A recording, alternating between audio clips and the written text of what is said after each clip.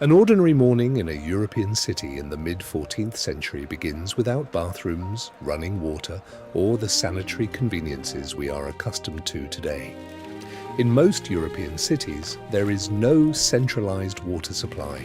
Access to water comes from public wells, rivers, and cisterns used to collect rainwater. A person wakes up in a house most often built of wood with a stone foundation, standing tightly pressed against neighboring buildings and rising 1 or 2 stories high. The interior space is cramped, ceilings are low, windows are small, and they are often covered with shutters or cloth instead of glass. There is little light. The air is heavy, filled with the smell of smoke, human bodies, and leftover food. The fire in the hearth or fireplace often smoulders from the previous evening, since rekindling it is difficult and expensive. Washing the body is not part of the daily routine.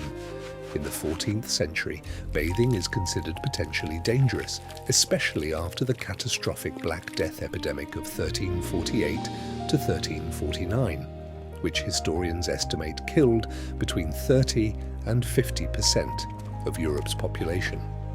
After the epidemic, belief in the medical theory of miasma strengthens the idea that disease spreads through harmful vapors and corrupted air. It is believed that hot water opens the pores, allowing illness to enter the body. For this reason, full bathing is perceived as a health risk and sometimes even as a cause of sudden death.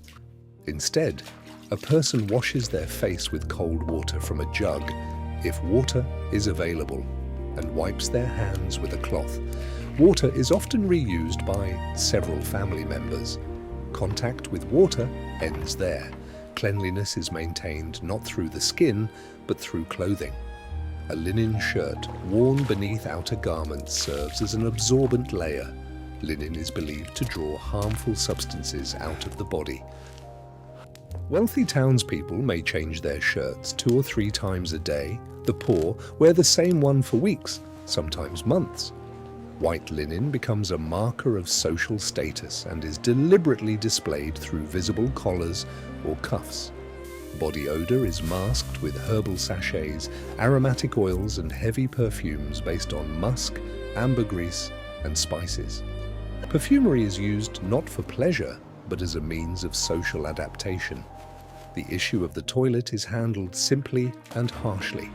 Houses have no separate bathrooms, chamber pots or cesspits are used, located in courtyards, beneath floors, or in small extensions. In multifamily buildings, pits are shared and fill quickly.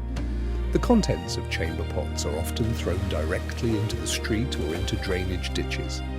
In some cities, there are rules requiring people to shout a warning before dumping waste, but in practice, this is observed irregularly. Streets effectively function as the sanitation system.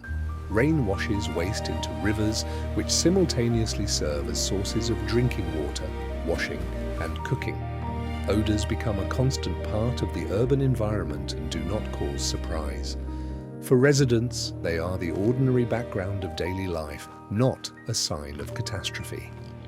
After morning tasks, a person steps outside and heads to work. In the 14th century, cities are not divided into residential and working zones. Workshops, shops, and markets are located directly within living quarters. Work is carried out on the ground floors of houses, under awnings, or in the street. Underfoot lie straw, manure, food scraps, and refuse. Straw is deliberately scattered to absorb moisture and dirt, but it is replaced rarely and quickly rots. Pigs, chickens, and dogs roam freely through the streets. They consume waste and partially replace a garbage removal system, while simultaneously polluting the city even more. The working day lasts from dawn until darkness and requires significant physical effort. Most residents are engaged in manual labor, crafts, trade, loading goods, processing leather or textiles. The diet is simple and monotonous. Bread made from rye or barley, thick porridges and thin soups form its foundation.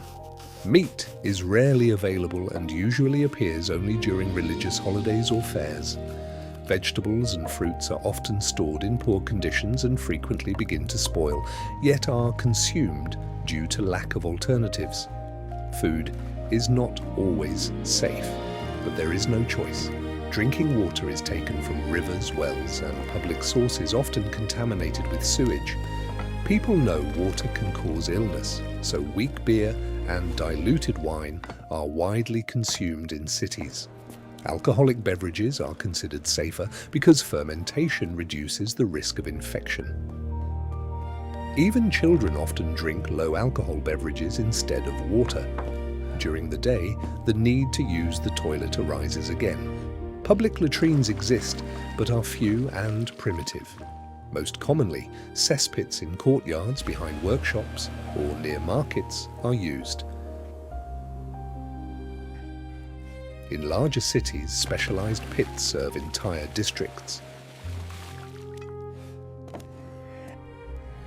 When they overflow, they are cleaned by special workers known as night soil collectors or night diggers. They work mostly at night, manually clearing pits while risking suffocation from toxic gases such as methane and hydrogen sulfide. The profession is considered one of the most dangerous yet essential for the city. Despite the unsanitary conditions, cities have laws regulating waste disposal.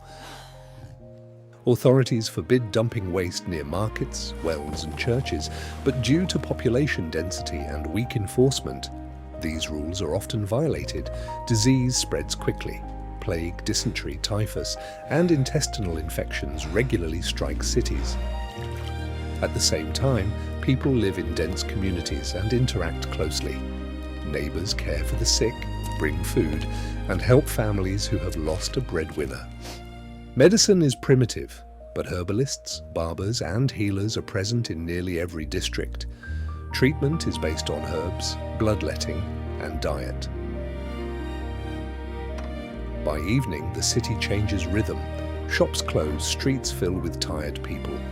Most houses consist of 1 or 2 rooms. In the same space, people cook, sleep, work, and store tools. The hearth continues to burn, filling the room with smoke. Walls and clothing become soaked with soot. Before sleep, people once again wipe their faces and hands with cold water. Feet are washed rarely, only when heavily soiled. Bathing occurs a few times a year, most often in public bathhouses that still exist but inspire fear after epidemics. Steam and hot water are believed to weaken the body, so most prefer to avoid baths unless absolutely necessary. The toilet before bed is again handled with a chamber pot, often left until morning. Windows are rarely opened due to cold and fear of night theft. Insects and rodents are constant companions. They are fought with smoke, herbs, and cats. Despite the harsh conditions, people do not consider their lives abnormal. They are born into this environment and adapt to it. Strong immunity forms from childhood, and many live to adulthood. The absence of showers and toilets is not perceived as deprivation. It is simply the standard of life for the time. It is under such conditions that cities, crafts, trade, and social connections develop. The medieval city is not chaos, but a stable system adapted to the possibilities of its era.